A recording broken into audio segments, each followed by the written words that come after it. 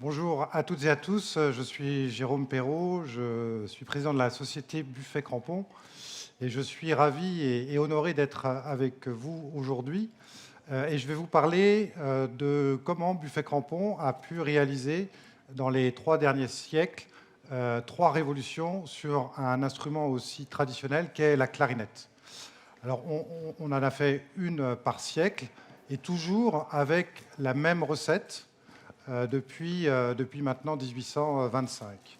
Cette recette, elle a 3 ingrédients. Le premier ingrédient, c'est la passion qu'ont les musiciens pour l'instrument, la recherche permanente du meilleur instrument possible pour exprimer leur art, pour exprimer leurs émotions. Le deuxième ingrédient, c'est la passion également des luthiers pour mettre au point, développer et réaliser à partir de leur savoir-faire toujours des instruments avec une excellence la plus aboutie. Le troisième ingrédient, enfin, c'est l'appui extraordinaire que l'on peut avoir à travers le soutien que nous apporte l'École des vents français, qui rayonne dans le monde, et ce depuis 2 siècles. Donc voilà pour cette petite introduction. Ça commence au XIXe siècle. La première révolution a lieu en 1839. Buffet Crampon est fondé en 1825. Et M. Buffet travaille d'arrache-pied avec un grand musicien français, un grand clarinettiste qui s'appelle Hyacinthe Clauzet. Donc vous voyez que les deux ingrédients sont bien réunis pour mettre au point la première révolution. Donc on part en 1825 de ce modèle-ci, une clarinette en buis avec un nombre de clés relativement limité, 3 à 5 clés selon les modèles.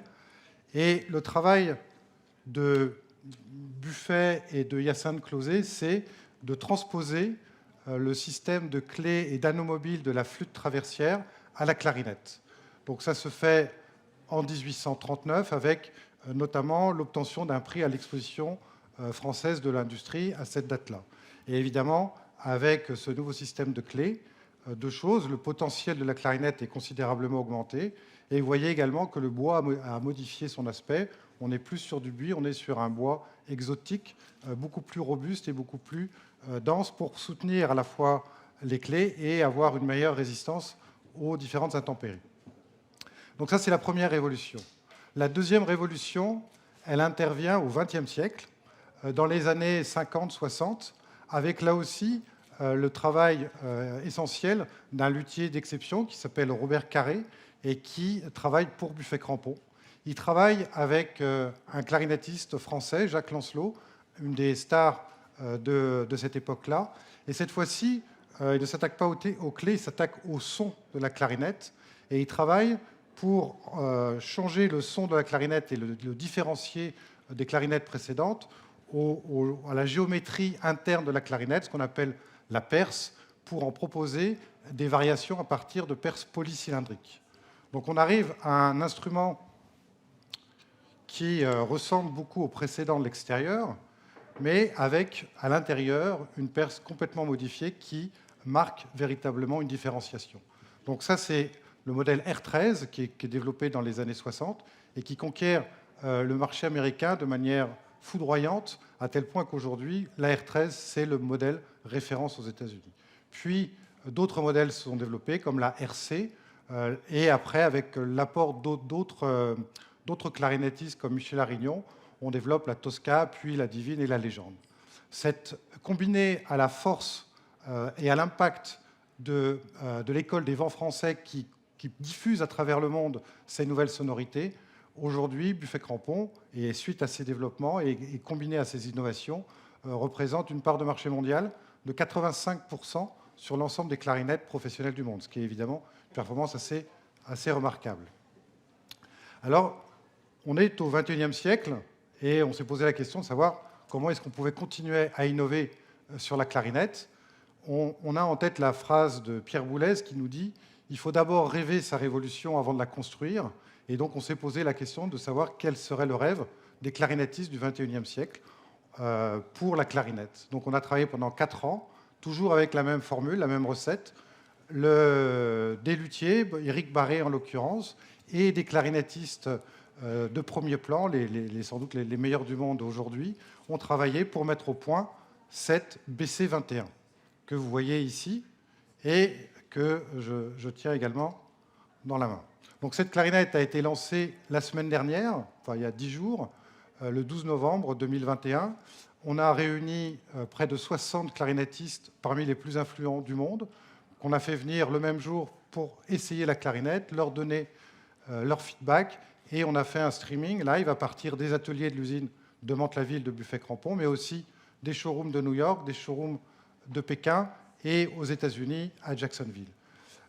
Cette clarinette, vous voyez, vous allez me dire qu'elle est relativement peu différente. Vous avez peut-être douté du fait que c'est une révolution, surtout comparée aux autres. Bon, le premier passage, il est clair. Le deuxième, vous me faites confiance en disant que la géométrie intérieure a été complètement modifiée. Ici, c'est vraiment un jeu des 7 différences pour en identifier les écarts. Néanmoins, cette clarinette est véritablement révolutionnaire, et ce sera Florent, qui est un soliste international, qui va vous parler de pourquoi elle est révolutionnaire. Mais avant de lui laisser la parole, je voulais juste faire une petite analogie avec deux choses qui vont peut-être plus vous parler. Il s'agit de la raquette de tennis. Moi, j'ai démarré, il y a longtemps, malheureusement, à jouer au tennis avec une raquette Petit Ami. Et quand, en 1975-76, la raquette Grand Ami est arrivée sur le marché, ça a été une substitution quasiment immédiate. Et aujourd'hui, tout le monde joue avec une raquette Moyen Ami sans se poser de questions. La différence entre une raquette Petit Ami et Moyen Ami, pour quelqu'un qui n'a jamais joué au tennis et qui n'a jamais joué au tennis, elle n'est pas si forte que ça, c'est juste quelques centimètres carrés. Une autre analogie qui me paraît aussi assez révélatrice de ce niveau de peu de différence, mais à l'arrivée des changements de pratiques complètement différentes, c'est le ski. J'ai aussi commencé le ski sur des skis droits normaux, et dans les années 2000, les skis paraboliques se sont imposés et ont modifié non seulement la forme du ski, mais également toute la manière de skier. Et aujourd'hui, on ne skie pas de la même façon qu'on skiait avant. Et aujourd'hui, personne ne reviendrait sur la raquette Petit Ami, ni sur le ski droit comme on connaissait avant.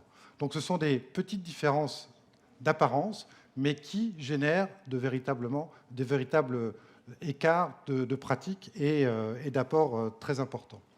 Voilà, je vais laisser maintenant Florent vous parler plus des apports que ça représente. Donc Florent Héault est un grand soliste international. Il est dans la lignée de ce que j'appelais tout à l'heure l'école des vents français.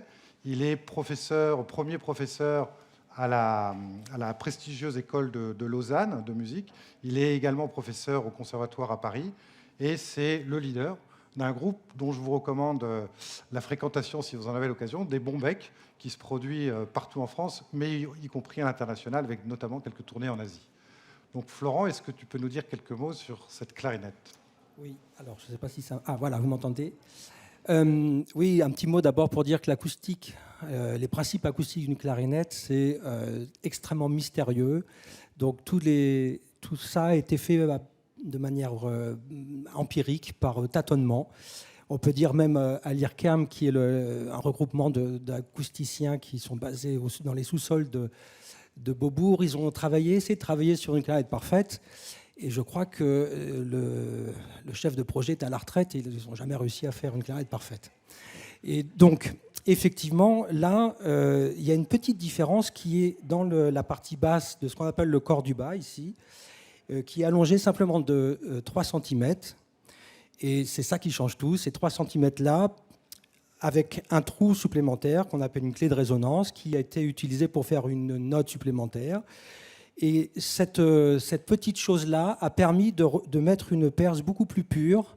C'est-à-dire que dans les modèles dont parlait Jérôme, les dernières recherches, c'était sur des perces un peu complexes, un peu sophistiquées, voilà, avec des polycylindres, des conicités, des choses très compliquées. Et cette clarinette, finalement, a une perce extrêmement simple et produit un son qui est extrêmement émouvant. Et comme interprète, on a deux choses qu'on recherche. C'est évidemment l'émotion du son, la capacité de produire l'émotion. Donc la clarinette, le son de la clarinette peut produire ça. Et puis évidemment une grande perfection technique. Et c'est le cas sur cet instrument. Alors je vais vous en jouer un peu. Je vais commencer par le registre grave, puisque c'est la partie qui a été ajoutée, et je vais vous jouer Pierre le Loup, le chat, vous connaissez Prokofiev.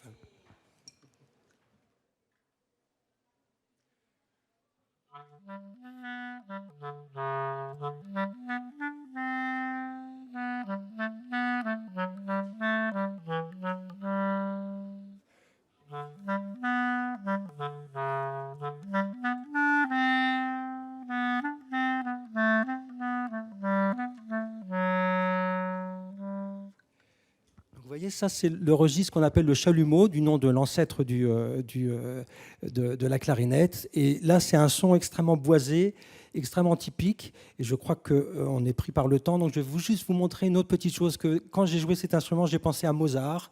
Et Mozart qui a eu l'intuition que les registres de la clarinette, c'est-à-dire donc les différents tessitures, pouvaient sonner comme des personnages d'opéra. Et donc, il a utilisé dans son concerto, vous connaissez probablement le concerto en La, il a utilisé la clarinette comme autant de personnages d'opéra. En principe, un concerto, la clarinette dialogue avec l'orchestre, mais là, elle dialogue parfois avec elle-même. Et je vais vous montrer un petit extrait de ça.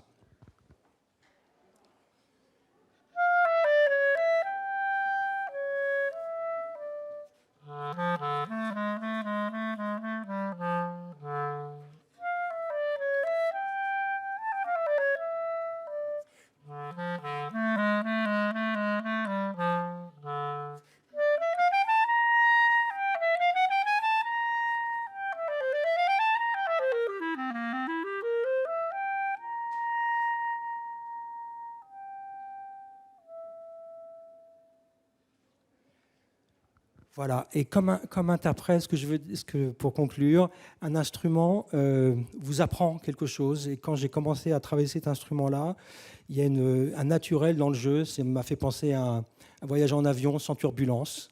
Alors que d'habitude, voilà, on est un peu obligé de lutter. Et là, il y a quelque chose de vraiment nouveau, de vraiment révolutionnaire dans la sensation de souffler et dans l'émotion produite par cette clarinette. Merci. Merci.